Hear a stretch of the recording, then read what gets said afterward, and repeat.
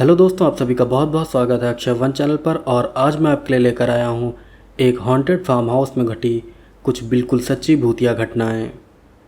ये घटनाएं मुझे महाराष्ट्र से अमोघ जी ने भेजी हैं और मैं उम्मीद करता हूँ कि आज की ये सभी घटनाएं आपको ज़रूर पसंद आएंगी। वैसे मैं आपको बता देना चाहूँगा कि अगर आपको रियल हॉरर स्टोरी सुनना पसंद है तो आप मेरे चैनल को सब्सक्राइब कर सकते हैं, और अगर आपको मेरे वीडियो पसंद आते हैं तो आप मेरे वीडियोज़ को लाइक भी कर सकते हैं। खैर, अब आते हैं अपनी आज की हॉरर स्टोरी पर। तो यहाँ से मैं आपको अमोघ जी के नज़रिए से ही ये पूरी घटना बताऊंगा।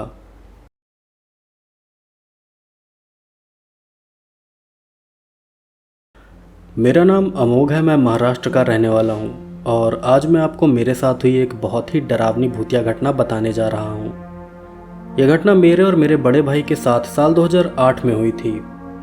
जिस समय यह घटना हुई थी उस समय मैं 14 साल का था और मेरा बड़ा भाई 17 साल का। तो घटना कुछ इस तरह है कि साल 2008 में मेरे एक ताऊ जी के बेटे की शादी थी और उस शादी में हमारे पूरे परिवार को जाना था।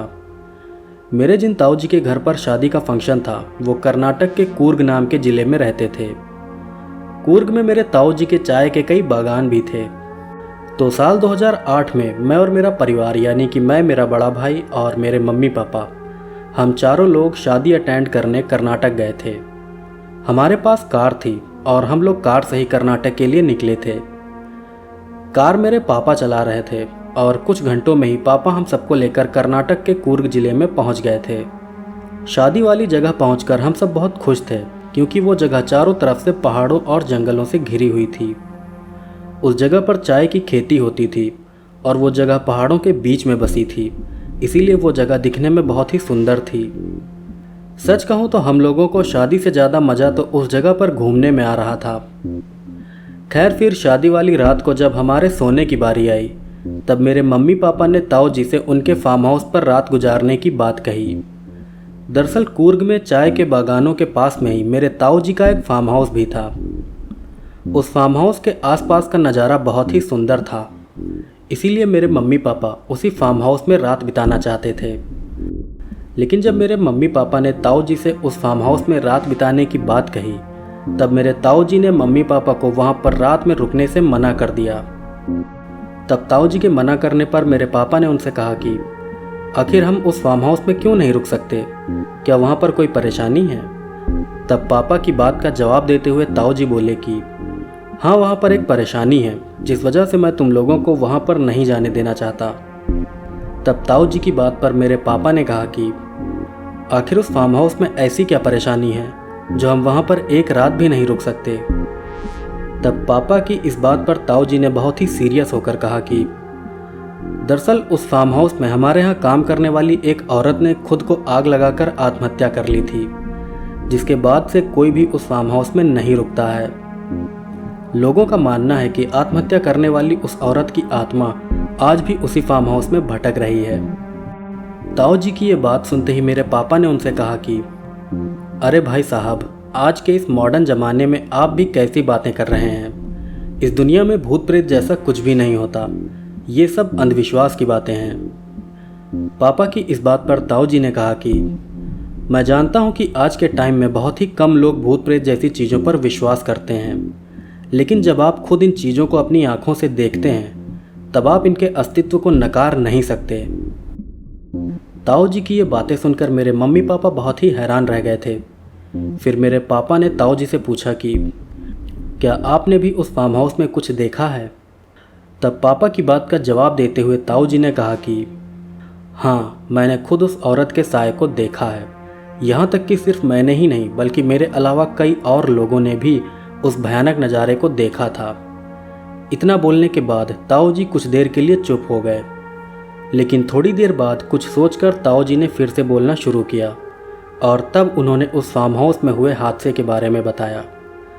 ताऊ जी ने कहा कि आज से कुछ महीनों पहले उस फार्म हाउस की देखरेख करने वाली एक औरत ने उस फार्म हाउस के अंदर ही खुद को आग लगाकर आत्महत्या कर ली थी। वो औरत अपने पति से बहुत परेशान रहती थी क्योंकि उसका पति शराब पीकर रोज उससे लड़ाई झगड़ा करता था। उस औरत का एक बच्चा भी था जो कि सिर्फ 6 महीने का था। उस औरत के आत्महत्या करने के बाद उसके पति को पुलिस पकड़ ले गई थी हम सभी लोग इस दुर्घटना से बहुत दुखी थे, लेकिन आगे जो घटना हुई वो तो इससे भी ज़्यादा भयानक और डरा देने वाली थी। तो हुआ यह था कि उस औरत के आत्महत्या करने के बाद उसकी बॉडी पोस्टमार्टम के लिए हॉस्पिटल गई थी। फिर पोस्टमार्टम होने के बाद उस औरत की बॉडी वापस हमारे पास आ गई। बॉडी आने के बाद हमने उस औरत का अंतिम संस्कार कर दिया। जिस दिन हमने उस औरत का अंतिम संस्कार किया उसी रात को एक बहुत ही भयानक घटना हुई जिसके गवाह कई लोग बने थे। दरअसल हुआ यह था कि उस औरत का अंतिम संस्कार करने के बाद हम सभी लोग यानी कि हमारे परिवार के लोग और बाकी आसपास के कई लोग फार्म हाउस में ही रुके हुए थे। हम लोग उस औरत के बच्चे के बारे में बात कर रहे थे। हम लोग सोच रहे थे कि उस औरत के मरने के बाद अब उसके बच्चे की देखरेख कौन करेगा। हम लोग यही सब बातें कर ही रहे थे कि तभी अचानक हमें उस औरत के बच्चे के रोने की आवाज़ आने लगी। वो बच्चा उस समय फार्म हाउस के एक कमरे में सो रहा था। फिर उस बच्चे के रोने की आवाज़ सुनकर हमारे साथ का एक लड़का उस बच्चे को चुप कराने चला गया, लेकिन जैसे ही वो लड़का उस बच्चे के पास पहुंचा वैसे ही वो डर के मारे चिल्ला पड़ा। उस लड़के की चीख सुनकर बात कर रहे हम सारे लोग भी भागते हुए उस बच्चे के कमरे में पहुंच गए और फिर वहां पहुंचकर हमने कुछ ऐसा भयानक नज़ारा देखा जिसे देखकर डर से हम सबकी आत्मा कांप उठी थी। दरअसल वहां पहुंचकर हमने देखा कि एक काला इंसानी साया उस बच्चे के पास में खड़ा होकर सीधा उस बच्चे को घूर रहा है। वो काला साया दिखने में किसी औरत की तरह लग रहा था। उस काले साये के आँख, नाक, कान, मुंह कुछ भी नहीं था। उसका पूरा शरीर बस काले धुएं से बना हुआ था। वो भयानक नज़ारा देखकर हम सभी लोगों की जान हमारे हलक में आ गई थी। फिर हम सबके वहाँ पहुँचने के कुछ सेकंड बाद ही वो काला साया गायब हो गया। वो साया किसी धुएं की तरह हवा में ही गायब हो गया था। उस साये के गायब होने के बाद हम लोग बच्चे को लेकर फार्म हाउस के बाहर आ गए। इस भयानक घटना को कई लोगों ने अपनी आंखों से देखा था और लोगों का मानना था कि वो काला साया कोई और नहीं बल्कि उस बच्चे की माँ ही थी जिसने आग लगाकर आत्महत्या की थी। लोगों का मानना था कि उस औरत की आत्मा अपने बच्चे को अपने साथ ले जाने आई थी। खैर, इस घटना के बाद हमने उस बच्चे को उसके नाना नानी को दे दिया और साथ ही हमने उस बच्चे की परवरिश के लिए कुछ पैसे भी उनको दे दिए। इस घटना के बाद से ही उस फार्म हाउस में कोई भी नहीं रुकता है। यहाँ तक कि इस घटना के बाद भी कई लोगों ने उस फार्म हाउस के अंदर से किसी औरत के रोने की आवाज़ सुनी है। यहाँ के लोगों का मानना है कि उस औरत की आत्मा आज भी अपने बच्चे की खोज में उसी फार्म हाउस में भटक रही है। ताऊ जी की बताई ये बातें सुनकर मैं और मेरा भाई बहुत डर गए थे, लेकिन मेरे मम्मी पापा को इस घटना के बारे में जानकर भी कोई फ़र्क नहीं पड़ा था। मेरे मम्मी पापा भूत प्रेत जैसी बातों पर बिल्कुल भी भरोसा नहीं करते थे। वो इन चीज़ों को अंधविश्वास और बेकार की बातें मानते थे। फिर ताऊ जी से ये पूरी घटना सुनने के बाद मेरे पापा ने उनसे कहा कि आप लोगों को ज़रूर उस रात कोई धोखा हुआ होगा, क्योंकि भूत प्रेत जैसी कोई भी चीज़ असल ज़िंदगी में नहीं होती। ये सब बस मनगढ़ंत बातें होती हैं जो सिर्फ लोगों को डराने के काम आती हैं। इतना बोलने के बाद मेरे पापा ने फिर से ताऊ जी से उसी फार्म हाउस में रुकने की बात कही। बार बार पापा की बात सुनकर ताऊ जी भी समझ गए थे कि मेरे पापा का उस फार्म हाउस में रुकने का बहुत मन है। इसीलिए ताऊ जी ने पापा को उस फार्म हाउस की चाबी दे दी। लेकिन फार्म हाउस की चाबी देने के साथ ही ताऊ जी ने मेरे मम्मी पापा से ये भी कहा कि ठीक है, तुम्हारा इतना ही मन है उस फार्म हाउस में रुकने का तो तुम आज की रात वहीं बिता लो, लेकिन अगर तुम्हारे साथ कोई भी अजीब बात होती है तो तुम उस फार्म हाउस से निकलकर मेरे घर आ जाना। इतना बोलकर ताऊ जी ने फार्म हाउस की चाबी मेरे पापा को दे दी। इसके बाद मेरे मम्मी पापा बहुत खुश होकर फार्म हाउस के अंदर चले गए। वो फार्म हाउस अंदर से बहुत ही आलीशान बना था और साथ ही उसके बाहर का नज़ारा भी बहुत ही सुंदर था। खैर, फिर रात का खाना खाकर हम लोग सोने के लिए उसी फार्म हाउस में आ गए। फार्म हाउस के एक कमरे में मेरे मम्मी पापा लेटे थे और दूसरे कमरे में मैं और मेरा बड़ा भाई। मैं और मेरा भाई एक ही बेड पर लेटे हुए थे। फिर रात को सोते समय मुझे ताऊ जी की बताई सारी बातें याद आने लगीं। मैं सोच रहा था कि कहीं सच में वहाँ पर कोई आत्मा तो नहीं भटकती है। मुझे उस फार्म हाउस में थोड़ा डर लग रहा था, लेकिन मेरे बगल में लेटे मेरे भाई को किसी बात का कोई डर नहीं था। वो तो आराम से सो रहा था।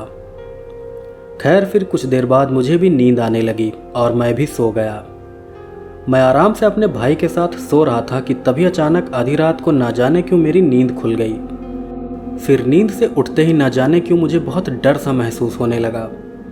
उस समय मुझे ऐसा लग रहा था कि जैसे हमारे कमरे की हवा बहुत ही भारी हो गई है। अचानक ही न जाने क्यों मुझे उस कमरे में बहुत अजीब सा महसूस होने लगा था। फिर जब मैंने अपने भाई की तरफ नज़र घुमाई तब मैंने देखा कि वो भी जाग रहा है। ये देखकर मैंने अपने भाई से पूछा कि क्या तुम्हें भी यहाँ कुछ अजीब सा महसूस हो रहा है। मैंने इतना बोला ही था कि तभी मेरे भाई ने मुझसे बहुत ही धीमी आवाज़ में कहा कि चुप रहो, बिल्कुल भी आवाज़ मत करना। अपने भाई का ऐसा बर्ताव देखकर मुझे और भी ज़्यादा डर लगने लगा था। मैं सोच रहा था कि आखिर ये सब हो क्या रहा है। मैं बेड पर लेटे लेटे यही सब सोच रहा था कि तभी अचानक मुझे एक अजीब सी आवाज़ सुनाई दी।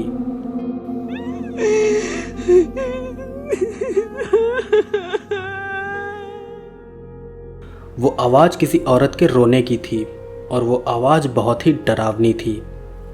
रोने की उस आवाज़ को सुनकर डर से मैं कांपने लगा था। औरत के रोने की वो आवाज़ काफ़ी दूर से आती हुई लग रही थी। लग रहा था कि जैसे कोई औरत फार्म हाउस के बाहर बैठकर रो रही हो। फिर धीरे धीरे रोने की वो आवाज़ हमारे पास आने लगी। ऐसा लग रहा था कि जैसे कोई औरत रोते हुए सीधा हमारी तरफ आ रही है। जैसे जैसे वो आवाज़ हमारे नज़दीक आ रही थी वैसे वैसे हमारा डर भी बढ़ता जा रहा था। डर के मारे हम दोनों भाई एक दूसरे से बिल्कुल चिपक गए थे। फिर कुछ देर बाद एक समय ऐसा भी आया जब रोने की वो आवाज़ हमारे कान के बिल्कुल पास से आने लगी।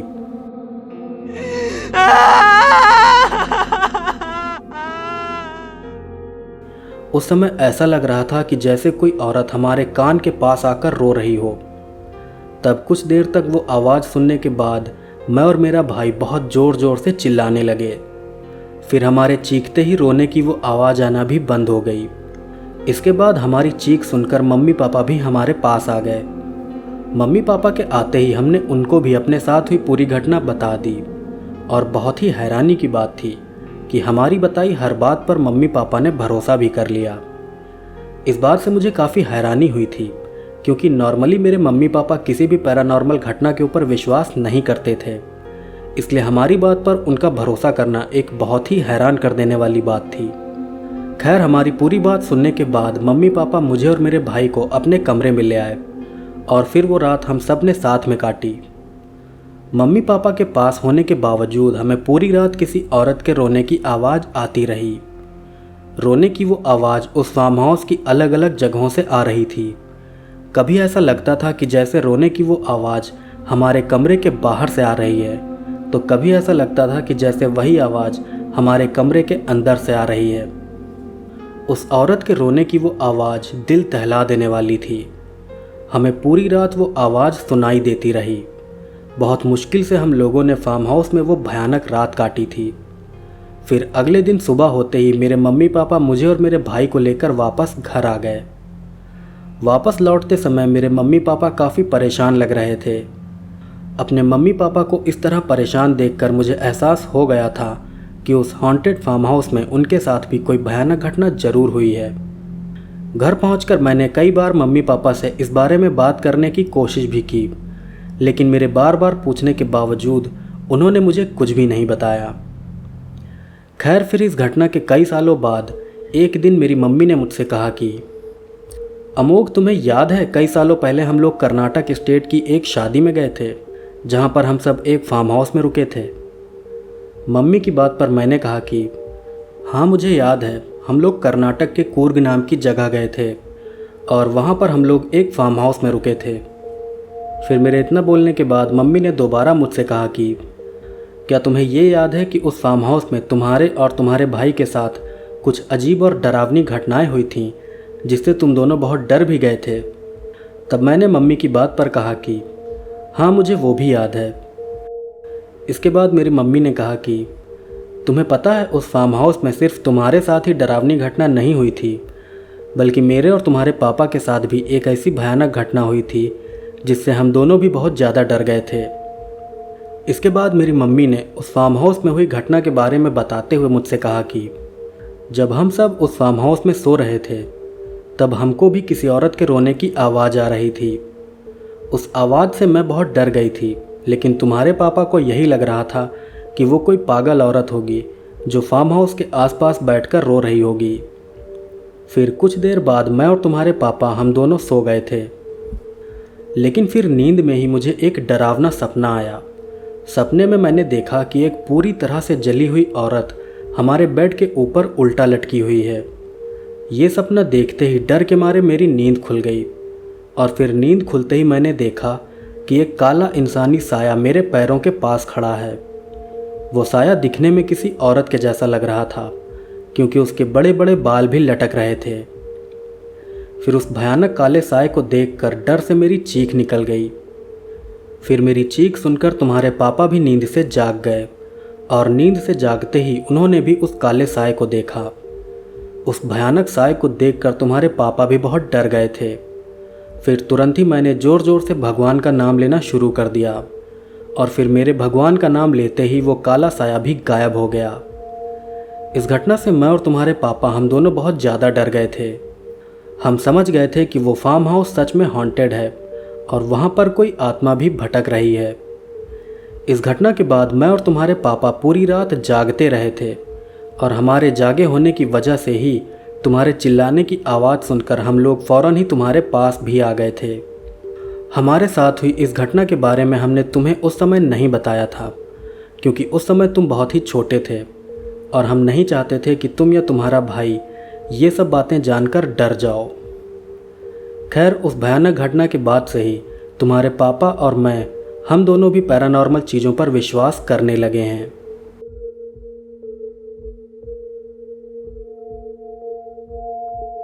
तो दोस्तों, अभी आपने सुनी एक रियल पैरानॉर्मल घटना जो कि मुझे मेरे एक सब्सक्राइबर ने भेजी थी, और अब मैं आपको दिखाता हूँ दो ऐसे डरावने वीडियो जिनमें असली पैरानॉर्मल घटनाओं को रिकॉर्ड किया गया है।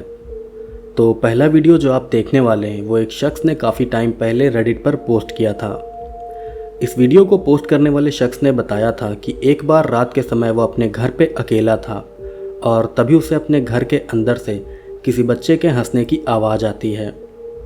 हंसने की उस आवाज़ से वो शख्स काफ़ी हैरान रह जाता है, क्योंकि उसके घर में कोई भी छोटा बच्चा नहीं रहता था। फिर उस शख्स को अपने घर में कुछ हलचल महसूस होने लगती है, जिस वजह से वो कैमरा लेकर अपने घर के अंदर वीडियो रिकॉर्डिंग करना शुरू कर देता है। और रिकॉर्डिंग करने के दौरान ही वो शख्स अपने कैमरे में कुछ ऐसा भयानक नज़ारा रिकॉर्ड कर लेता है जिसे देखकर वो बहुत ज़्यादा डर जाता है।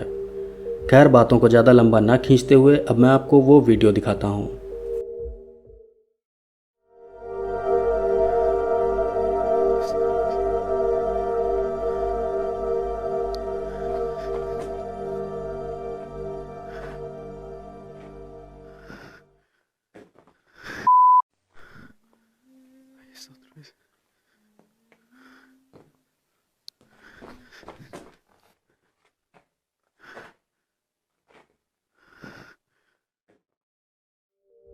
तो इस वीडियो में आप देख सकते हैं कि उस छोटी सी बंद जगह में किसी बच्चे के दो पैर दिखाई दे रहे हैं, लेकिन जैसे ही रिकॉर्डिंग कर रहा वो शख्स उन पैरों के नज़दीक जाता है, वैसे ही वो पैर गायब हो जाते हैं।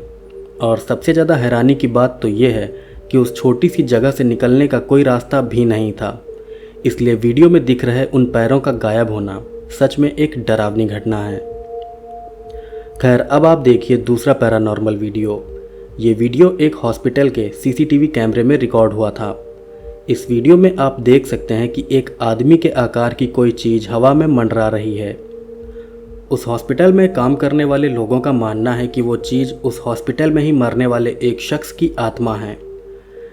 खैर, अब आप वो वीडियो देखिए।